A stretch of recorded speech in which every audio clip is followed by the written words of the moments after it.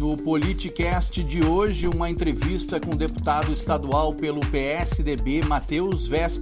Ele fez uma análise sobre o cenário político nacional e local. Ele também analisou e avaliou a questão da privatização da Corsan. Confere aí o nosso bate-papo.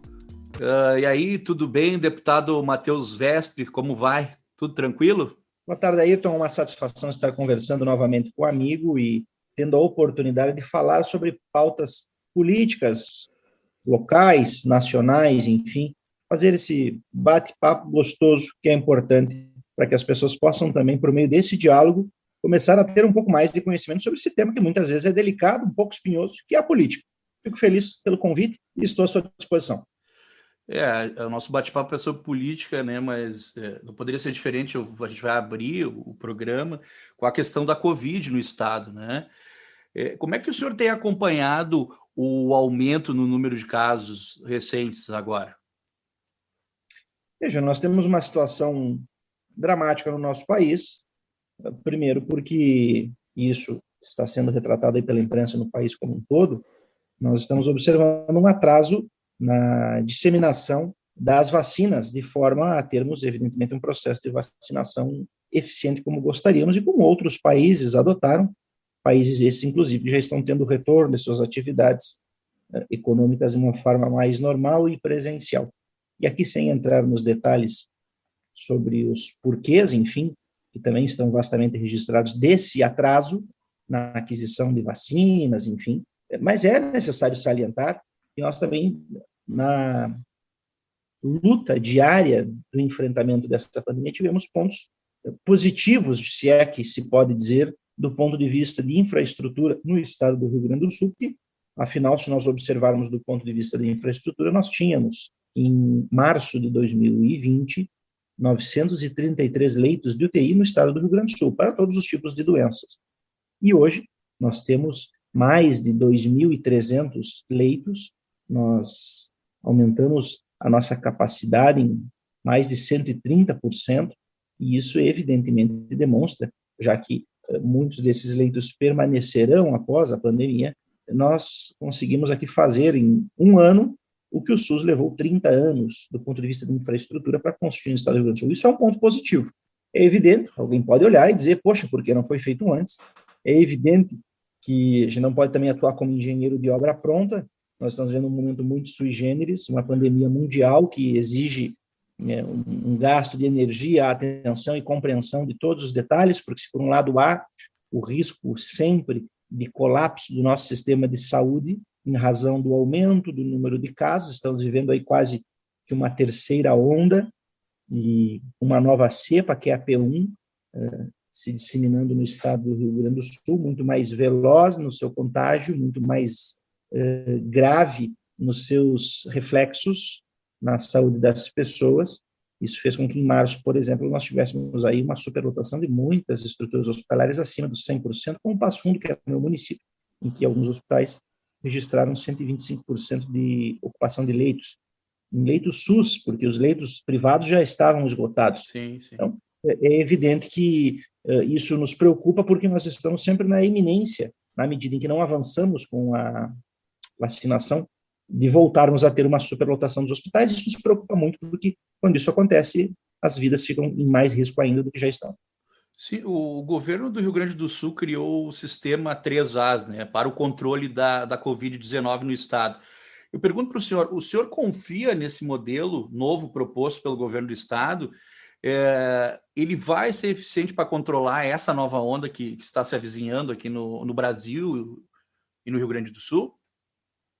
Vejo que é muito importante a sua pergunta, porque, na verdade, os modelos eles são referenciais de atuação e pautam como modelos metodológicos, estabelecendo um método a tomada de decisão de agentes políticos. Mas a tomada de decisão, como é a tomada de decisão de qualquer ser que possui livre arbítrio, é dos agentes políticos.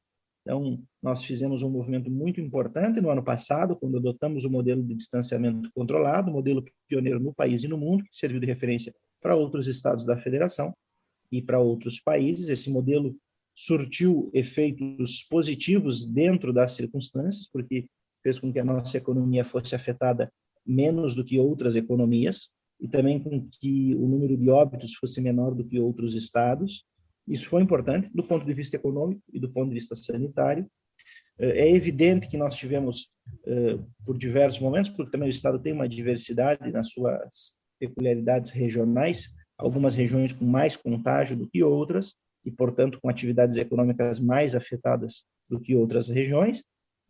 Então, o modelo cumpriu a sua função e, todavia, agora, passada essa fase de nova cepa, em março, que tivemos um aumento em fevereiro e março do número de casos, nós temos, evidentemente, que trabalhar, principalmente porque a economia precisa também ter a sua válvula de escape para poder funcionar. Nós temos um limite, até mesmo de endividamento público, de capacidade de ofertar à população brasileira como um todo, não falo só do Rio Grande do Sul, condições de subsistência, diferente de países europeus, que têm, evidentemente, uma capacidade de endividamento muito maior do que o Brasil. Então, isso faz com que nós tenhamos que encontrar mecanismos para que possamos ter o retorno da nossa economia, minimamente, de forma segura. Evidente que isso também coloca um grau de responsabilidade nos próprios cidadãos e, consequentemente, nos agentes políticos. E para que nós possamos ter também esse grau de autonomia, um novo modelo precisava ser elaborado para conceder também essa autonomia, até pela diversidade das 497 cidades que nós temos, regiões, macro-regiões. Acho que o modelo cumpre a sua função de dar mais autonomia, apontando alertas, serviu o modelo anterior para aquele momento, e eu tenho convicção que esse novo modelo também servirá de parâmetro para a tomada de decisões, que continuam sendo, evidentemente, dos agentes que detêm o poder político, para que nós possamos passar por esse momento difícil. É evidente, né, Ayrton, se tivéssemos aí uma vacinação de forma mais intensa e acelerada, nós estaríamos numa situação muito mais confortável, mas não é a realidade e, infelizmente, nós temos que trabalhar com a realidade que se apresenta. O senhor tem falado muito agora durante a entrevista em relação à vacinação, né? Como é que o senhor avalia a gestão do governo federal nesse sentido, em relação à compra de vacinas e o envio das vacinas e a relação com a China? Gostaria que o senhor fizesse uma análise nesse sentido. O governo federal, ao longo do último ano, em relação à pandemia, curiosamente, apresentou muitos sinais trocados e contraditórios. Se, por um lado, auxiliou os estados, por exemplo, na ampliação da sua estrutura hospitalar, e o fez. Aqui no Rio Grande do Sul, como falei, dobramos a capacidade hospitalar. Isso teve a intensa participação do governo federal. Tem que se reconhecer isso. Sem o governo federal que fazia o repasse de recursos para a autorização do funcionamento de novos leitos clínicos, isso não seria possível. Mas, ao mesmo tempo, o governo apresenta sinais trocados e temos observado isso em inúmeros momentos no tocante a outras medidas fundamentais para o enfrentamento da pandemia. Então, o governo atua de modo satisfatório em alguns pontos e de modo vexatório, vergonhoso em outros tantos, e que gera aí um enorme problema político, econômico, social para o país. Seja em ações pequenas, gestos simbólicos, começando pelo próprio fato do presidente não servir como referência para disseminar o correto comportamento aos cidadãos do que deve ser feito, do ponto de vista de distanciamento social, de medidas básicas de higiene, seja do ponto de vista de articulação logística para que nós possamos ter uma campanha de vacinação maciça. Eu vejo que nós temos aqui um grande sistema de vacinação já implementado em outros momentos e sempre foi orgulho do Brasil, e esse modelo, embora esteja funcionando quando chegam insumos e quando chegam vacinas, né, isso é um mérito do nosso país, mas nós estamos observando que a lentidão para adquirir vacinas, tendo realizado pré-contratos no ano 2020, tem cobrado seu preço agora. E não é novidade, nós que somos gaúchos e estamos acostumados a, vez que outra, passar o veraneio em Santa Catarina, quando se quer ter certeza de adquirir, digamos assim, um bom imóvel para passar o veraneio, deve-se fazer a reserva com antecedência. Antecipa, né? Isso é uma lei da demanda, da oferta, da procura, uma regra clara e cristalina, e é evidente que países que fizeram pré-contratos com empresas que apresentavam pré-contratos para firmatura em julho do ano passado, em agosto, os países que assinaram primeiro estão recebendo doses. E o nosso país, infelizmente, isso é vexatório, é vergonhoso, é criminoso, eu diria, porque é de um ponto de vista de de responsabilidade, um absurdo. É mais ou menos como o ministro da guerra, numa guerra, não adquirir pólvora para a fabricação de munição para seus soldados e exigir que os mesmos tenham coragem, tenham resistência, resiliência para enfrentar o inimigo. Recordo até, que se me permite aqui, Ayrton, Claro, claro. nós estávamos, como comunidade humana, vivenciando a Segunda Guerra Mundial, na Batalha de Stalingrado, e até tem um filme famoso, Círculo de Fogo, que retrata bem a realidade dos soldados russos que iam para o fronte de batalha em duplas, com um rifle e com 12 balas de munição, dada a precariedade de infraestrutura de munições concedidas ao exército russo. Nós estamos vivendo mais ou menos uma situação semelhante, na medida em que se pede coragem, compreensão para seguir trabalhando, enfrentando a pandemia, é o que o presidente fala, sem que nos conceda instrumentos para poder fazer esse enfrentamento. Quem gostaria de ficar em casa sem poder trabalhar? Ninguém em sua consciência. Mas, para isso, nós precisamos ter a certeza de estarmos protegidos do ponto de vista sanitário, e, para isso, precisaríamos ter vacinas adquiridas com mais tempo. E, infelizmente, isso não aconteceu. Eu queria entrar no mérito da privatização ou não da Corsã. O senhor, obviamente, é a favor, né? Juntamente com o governo, né? Mas muitos prefeitos temem que empresas privadas não invistam em saneamento básico em municípios que dariam um prejuízo, né, aos empresários, né? A relação do investimento com a tarifa, né, para a gente deixar claro para o ouvinte, né? E como é que, vamos supor, é aprovada a venda da Corsã na Assembleia, né? Como é que a gente resolve esse problema, essa equação com os prefeitos que estão reclamando?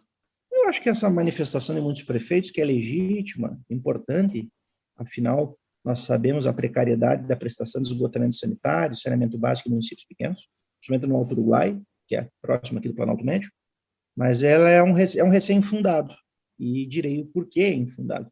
Primeiro, porque o novo marco do saneamento, que nos leva até mesmo a discutir a privatização da Corsã o mais breve possível, para evitar que fiquemos com uma nova CE nas mãos, o novo marco do saneamento estabelece a obrigatoriedade de que as relações de prestação desses serviços que estão na competência do Estado sejam feitas obedecendo à ideia de regionalização. O que significa isso na prática?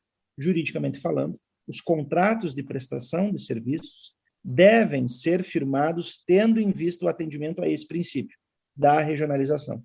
Para citar um exemplo prático, o município de Erechim, que não tem contrato com a Corsã e que está querendo fazer uma licitação para atender o município de Erechim, está tendo essa licitação barrada pelo próprio Tribunal de Contas. A discussão está emperrada em uma discussão jurídica, legítima também, faz parte do jogo, com a Procuradoria-Geral do Estado, exatamente porque a Prefeitura de Erechim, com esse edital, não está atendendo o critério da regionalização. Ou seja, o critério da regionalização, ele deve ser atendido com o novo marco do saneamento, seja pela Corsã, seja por empresas privadas que venham fazer esse serviço. Então, o fato de ser público ou privado não vai evitar que regiões pequenas sejam atendidas. Pelo contrário, isso é uma exigência independente da forma que o serviço vai ser prestado. Está na lei. Agora, a questão é o seguinte: em termos práticos, hoje, em que já há uma ideia de atender pequenos municípios, a Corsã não atende esses municípios de forma eficiente. E tem muitos municípios pequenos que a Corsã também não faz nem o contrato, porque não é do interesse da Corsã. Até porque ela não tem recursos para investir nos municípios médios, municípios grandes, o que dizer, então, de fazer uma infraestrutura em municípios de 2.000 habitantes, 3.000 habitantes. Então, se nós queremos ter investimentos para que possamos dar o atendimento à população, saneamento básico, esgotamento, nós precisamos de recursos. E recursos não brotam do céu. Recursos virão ou do caixa do Estado, e o Estado não é fazedor do dinheiro, apenas controla aquilo que é arrecadado de impostos. E se nós observarmos o nosso orçamento, eu que sou o relator, temos hoje um déficit de 4 bilhões de reais, e a Corsã, embora tenha a sua arrecadação, faça o seu trabalho, tem um reconhecimento a muitos servidores, ela não tem hoje capacidade de investimento, porque gasta a maior parte do que arrecada no custeio dos seus próprios funcionários, que recebem, diga-se de passagem, num valor maior do que o mercado privado pagaria para pessoas que atuam na mesma profissão. Então, evidentemente que essa conta não vai fechar do ponto de vista de sobrar dinheiro para fazer o que a empresa surgiu para fazer investimento. Afinal, a empresa não surgiu, Ayrton, para dar emprego para o funcionário. O funcionário é um meio para atingir um fim. Ele não é o fim em si mesmo. Não é? Não se criou a empresa para dar emprego para o João, para a Maria ou para o Zé, embora tenha que se reconhecer que muitos funcionários são excelentes funcionários. A empresa surgiu para fazer o atendimento do esgotamento sanitário, enfim, e não faz isso adequadamente porque não tem recursos. Então, para finalizar esse questionamento, se precisamos de recursos, esses recursos, evidentemente, num estado deficitário e num país que não apresenta, o governo federal já tem sido muito claro nisso, nenhum plano para investir recurso público nessa área, tanto que nós temos o novo marco do saneamento exatamente para estimularmos investimentos privados, só nos resta ter recursos da iniciativa privada. Então, me parece muito lógico e fácil de entender a necessidade da privatização do ponto de vista econômico e fiscal. Caso a Corsã seja privatizada, né, a venda da estatal, para onde vai o dinheiro dessa privatização? Vai para o caixa do Estado? A companhia sendo privatizada vai gerar, evidentemente, receita extraordinária para o Estado do Rio Grande do Sul. Essa é uma das necessidades que nós continuemos também fazendo as reformas que temos feito para evitar que tenhamos um aumento do nosso déficit, porque não tem sentido utilizar receita extraordinária para o custeio de despesa corrente. Despesa corrente tem que ser paga por receita corrente. Então, se eu vou ter receita extraordinária, me parece, assim como está ocorrendo com as receitas extraordinárias. Sim, quando eu falo caixa do Estado, é assim, né, só para explicar, né, para o ouvinte, esse dinheiro da venda vai para a folha de pagamento dos servidores, onde que ele seria utilizado? Para ficar mais claro, assim. Não, é isso que eu estou dizendo. Do ponto de vista jurídico, todos os recursos, eles adentram no orçamento do Estado, porque ele é um canal de escoamento dos recursos, que são advindos, seja por repasses federais, seja pela arrecadação dos tributos, seja pelo ingresso de recursos extraordinários. Agora, qual a finalidade desses recursos, o que eles irão atender, que imagino seja o seu questionamento, não podem, na minha visão, e, portanto, não irão, porque essa também é a opinião do governo do Estado, ser usados para o custeio de despesa corrente. É por isso que lá atrás, em 2018, o PSDB era contra a realização do plebiscito, porque o que se propunha na época é que os recursos fossem utilizados para o custeio de despesa corrente.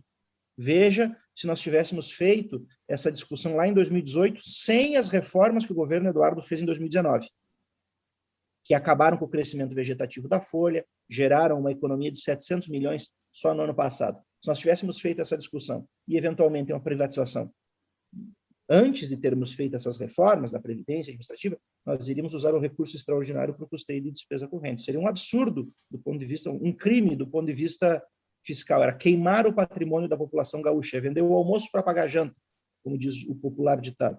Então, se nós estamos usando, e estamos, os recursos, por exemplo, da CE, é o que pretende fazer o governo, para investimentos, para investir em estradas, em hospitais, para fazermos ligações regionais, acessos asfálticos, me parece que outros recursos extraordinários, seja da fonte que o for, sejam feitos também, sejam usados também para investimentos, não para o custeio de despesa corrente.